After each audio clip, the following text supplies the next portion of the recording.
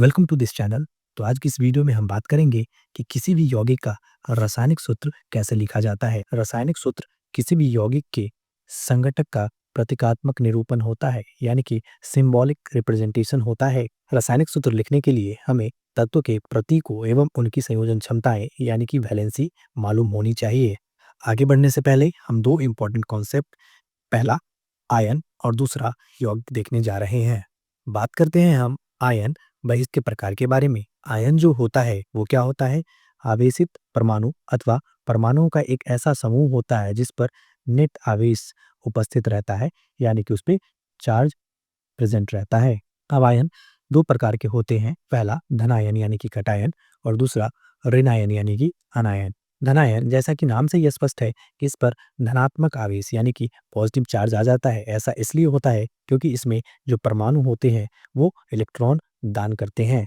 धनायन में प्रोटॉनों की संख्या जो होती है वो इलेक्ट्रॉनों की संख्या से क्या होती है? ज़्यादा होती है। ऐसा इसलिए क्योंकि किसी भी स्टेबल एटम में जो होता है वो नंबर ऑफ इलेक्ट्रॉन जो होता है नंबर ऑफ प्रोटॉन्स के बराबर होता है। लेकिन धनायन में क्या हो रहा है कि परमाणु इलेक्ट्रॉन दान कर रहा है, जिसके कारण इलेक्ट्रॉनों की संख्या में क्या आ जाएगी? कमी आ जाएगी। उदाहरण के तौर पे देखा जाए तो सोडियम यानी कि Na+, ये क्या है? आपका धनायन है। अगर हम बात करें ऋणायन यानी कि अनायन के बारे में, तो इसके नाम से ही स्पष्ट है कि इस पर ऋणात्मक आवेश यानी कि नेगेटिव चार्ज रहता है। ऐसा इसलिए क्योंकि इसमें परमाणु जो होता है वो इलेक्ट्रॉन ग्रहण करता है।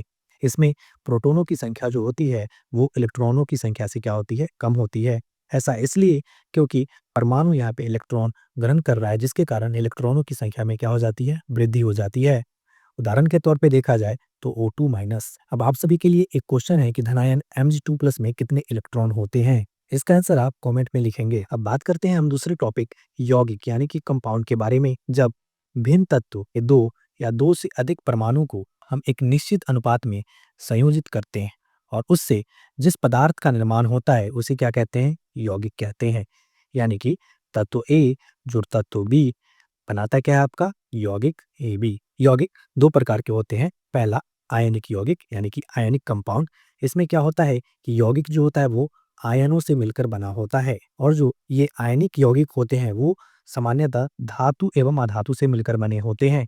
उदाहरण के तौर पे देखा जाए तो Na क्या है? आपका ये धातु है, और Cl क्या है? तो ये अधातु है। अब बात करते हैं हम सहसंयोजक यौगिक यानी कि कोवैलेंट कंपाउंड के बारे में। इसमें क्या होता है? यौगिक जो होते हैं वो अणुओं से मिलकर बने होते हैं, सामान्यतः ये अधातु से मिलकर बने होते हैं।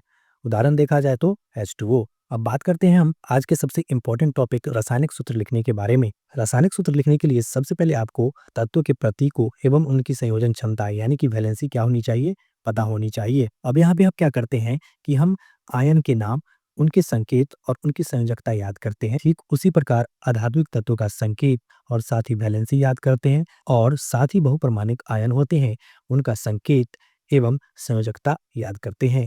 ये जो टेबल है ये आपको याद होना चाहिए, तभी आप केमिकल फॉर्मूला जो है वो लिख सकते हैं आसानी से। अब बात करते हैं हम कि रासायनिक सूत्र लिखने के लिए हमें किन नियमों का पालन करना चाहिए। पहला जो नियम है इसमें क्या होता है कि आयन की संयोजकता अथवा आवेश क्या होनी चाहिए? संतुलित होना चाहिए। दूसरा नंबर पॉइंट क्या कहता है कि जब भी हम किसी यौगिक का रासायनिक सूत्र लिखते हैं तो उसमें धातु और अधातु अगर उपस्थित हो तो क्या होता है कि धातु को पहले लिखा जाता है और अधातु को बाद में लिखा जाता है। एग्जाम्पल से समझेंगे, CaO, यहाँ पे Ca ये क्या है?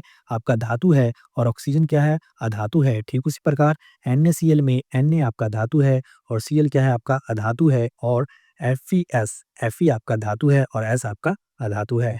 अब बात करते हैं हम तीसरे नंबर नियम के बारे में, जिसमें कहता क्या है कि बहुपरमाणुक आयनों द्वारा निर्मित यौगिकों में आयनों की संख्या दर्शाने के लिए आयन को कोष्ठक में लिखकर आयनों की संख्या कोष्ठक के बाहर लिखते हैं। एग्जाम्पल के तौर पर MgOH का होल ट्वाइस। और यदि बहुपरमाणुक आयनों की संख्या 1 हो तो कोष्ठक की आवश्यकता नहीं होती है। अब हम MgOH होल ट्वाइस के बारे में समझेंगे। मैग्नीशियम हाइड्रोक्साइड MgOH का होल ट्वाइस यानी कि मैग्नीशियम हाइड्रोक्साइड, इसमें क्या होता है? मैग्नीशियम, ठीक है, और हाइड्रोक्साइड। मैग्नीशियम का जो वैलेंसी होता है वो होता है +2, और OH का जो वैलेंसी होता है वो होता है -1। क्रॉस मल्टीप्लिकेशन करने पे क्या होता है? Mg और OH का होल ट्वाइस, OH का होल ट्वाइस, क्योंकि ये क्या है? बहुपरमाणुक आयन है। अगर आपको वैलेंसी निकालने नहीं आती है तो आप इसका पिछला वीडियो देख सकते हो। अब हम कुछ उदाहरण के द्वारा समझेंगे कि रासायनिक सूत्र कैसे लिखा जाता है। पहला उदाहरण है आपका सोडियम ऑक्साइड। इसमें सोडियम का क्या होता है संकेत Na, ऑक्साइड का क्या होता है O। अब हम जानेंगे कि सोडियम पे कितना चार्ज होता है, तो +1 चार्ज होता है, या वैलेंसी कितनी होती है, +1 होती है। ऑक्सीजन यानी कि ऑक्साइड पे कितना चार्ज होता है, -2 चार्ज होता है। क्रॉस मल्टीप्लिकेशन करने पे हम क्या पाते हैं कि Na2O। यहाँ पे हम क्रॉस मल्टीप्लिकेशन क्यों कर रहे हैं? क्योंकि आयन की संयोजकता अथवा आवेश में क्या करना होता है, संतुलित करना होता है। दूसरा एग्जाम्पल देखते हैं, सोडियम क्लोराइड। यहाँ पे सोडियम का क्या हो गया संकेत Na, और क्लोराइड का क्या हो गया Cl।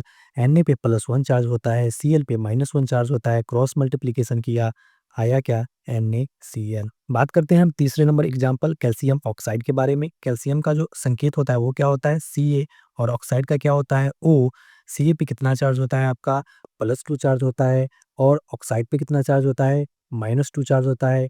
+2 -2 कैंसिल हो गया, क्रॉस मल्टीप्लिकेशन करते हैं, एक लिखने की आवश्यकता नहीं है, इसलिए इसका क्या हो जाएगा सूत्र CaO। अब एक लास्ट उदाहरण देखते हैं, पोटेशियम हाइड्रोक्साइड। पोटेशियम का क्या होता है संकेत K, और हाइड्रोक्साइड का क्या होता है OH। K पे क्या होता है +1 चार्ज होता है, OH पे कितना चार्ज होता है, -1 चार्ज होता है। क्रॉस मल्टीप्लिकेशन करने पे कितना आया KOH। अब बात करते हैं हम कुछ महत्वपूर्ण रासायनिक सूत्र के बारे में, जो कि क्लास 10th में अक्सर पूछ लिया जाता है ऑब्जेक्टिव के रूप में। इसमें खाने का सोडा और धोने का सोडा, इसका जो रासायनिक सूत्र होता है वो आपको याद होने ही चाहिए। तो आज की इस वीडियो में बस इतना ही, मिलते हैं हम किसी और वीडियो में। Thank you for watching.